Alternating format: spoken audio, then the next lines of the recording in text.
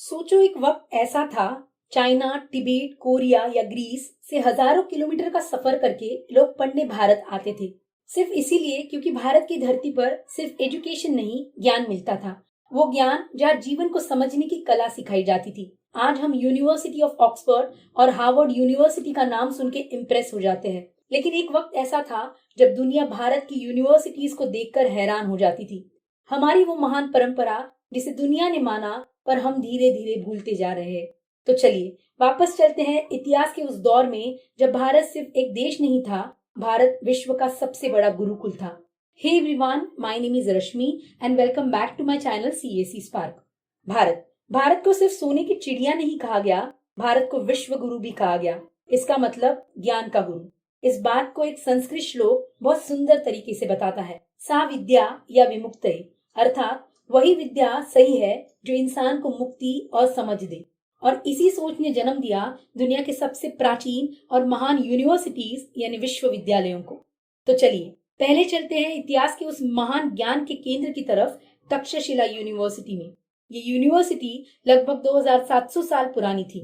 ये सिर्फ एक कैंपस नहीं था, बल्कि पूरा नॉलेज सिटी था। एक ऐसा विश्वविद्यालय जहाँ दुनिया भर के विद्यार्थी पढ़ने आते थे। यहाँ 10,000 से ज्यादा विद्यार्थी और 60 से अधिक विषय पढ़ाए जाते थे, जैसे कि medicine, economics, astronomy, politics etcetera. यानी जो सब्जेक्ट आज मॉडर्न यूनिवर्सिटीज में पढ़ाए जा रहे हैं, वो हजारों साल पहले भारत की धरती पर पढ़ाए जा रहे थे।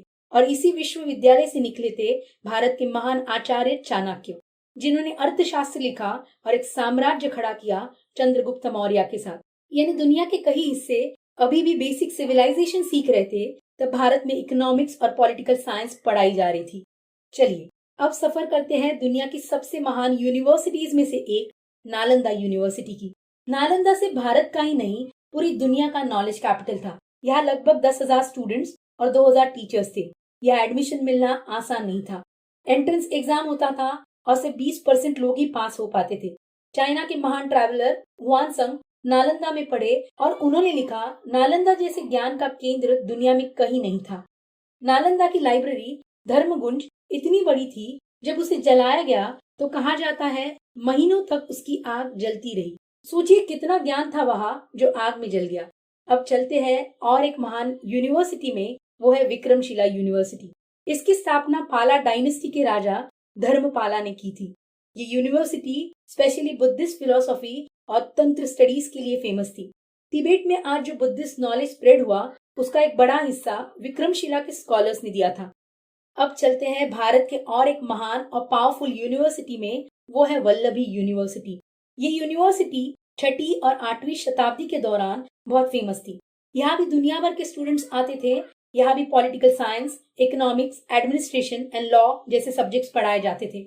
दोस्तों, इसके अलावा भी भारत की धरती पर महान ज्ञान के केंद्र थे, जैसे उदांतापुरी यूनिवर्सिटी, सोमपुरा महाविहारा, जगदाला महाविहारा एक्सेट्रा। ये सब मिलकर एक नॉलेज नेटवर्क बनाते थे। आज हम ग्लोबल यूनिवर्सिटीज की बात करते हैं, लेकिन हजारों साल पहले भारत एक ऑलरेडी ग्लोबल एजुकेशन हब था। और एक बात, हमारी सभ्यता सिर्फ यूनिवर्सिटीज तक सीमित नहीं थी। हमारे ग्रंथों में भी शिक्षा का महत्व बताया गया है। ये श्लोक देखिएगा, विद्या ददाति विनयम, विनयाद याति पात्रताम, पात्रत्वाम धनम आपनोति, धनात् धर्मम ततः सुखम।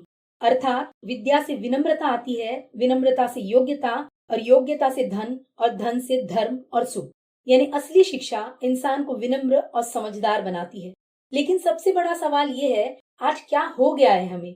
हम अपनी सभ्यता को भूलते जा रहे हैं। आज दुनिया के बड़े बड़े यूनिवर्सिटीज भगवत गीता पढ़ाते हैं, योग सिखाते हैं, मेडिटेशन सिखाते हैं। हम कभी कभी सिर्फ 15 अगस्त और 26 जनवरी को ही देशभक्त बनते हैं, और फिर भूल जाते हैं कि हम किस महान सभ्यता के वंशज हैं। दुनिया आज भी भारत की तरफ देख रही है। हमारी फिलॉसफी, हमारी गीता, योगा, सब कुछ दुनिया सीखना चाहती है। लेकिन विडंबना देखिए, दुनिया भारत को समझ रही है और हम खुद ही भूलते जा रहे हैं। इसीलिए हमारी ऋषियों ने कहा था, आनो भद्रः क्रतो यंतु विश्वतः, अर्थात हर तरफ से अच्छे विचार हमारे पास आए। और शायद आज वक्त आ गया है कि हमें सिर्फ दूसरों से सीखना नहीं, अपनी ही विरासत को फिर से पहचानना है। याद रखिएगा, भारत कोई भूमि का टुकड़ा नहीं, एक जीता जागता राष्ट्र पुरुष है।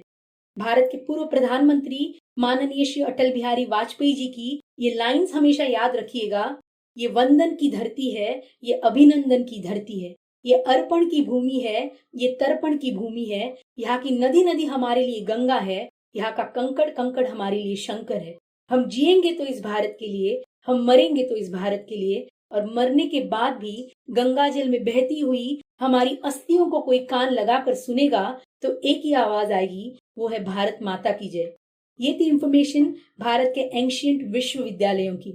ये इंफॉर्मेशन आपको कैसे लगी मुझे कमेंट करके जरूर बताइएगा, और ऐसे ही नए नए वीडियोस के लिए मेरे चैनल को लाइक शेयर एंड सब्सक्राइब जरूर करिएगा। मिलते हैं एक ऐसे ही नए और इंटरेस्टिंग टॉपिक के साथ। Till then, goodbye, take care and जय हिंद।